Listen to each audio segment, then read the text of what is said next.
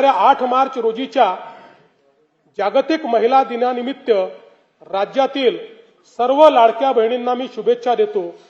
मुख्यमंत्री माझी लाडकी बहीण ही योजना अशीच सुरू राहणार आहे व या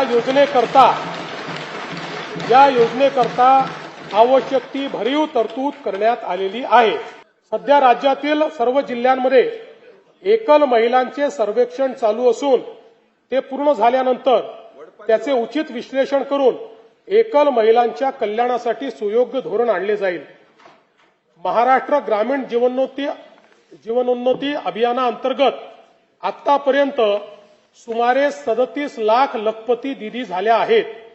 सन 2026-27 मध्ये आणखी 25 लाख बहिणींना लखपती दीदी करण्याचे उद्दिष्ट आहे। महाराष्ट्र राज्य ग्रामीण जीवनोन्नती अभियानाअंतर्गत स्थापन करण्यात आलेल्या महिला स्वयंसहायता समूहांच्या वस्तू व उत्पादन विक्रीसाठी हक्काची बाजारपेठ मिळवून देण्याकरता पहिल्या टप्प्यामध्ये 13 जिल्ह्यांमध्ये उमेद मॉल जिल्हा विक्री केंद्र उभारणीस मान्यता देण्यात आलेली आहे।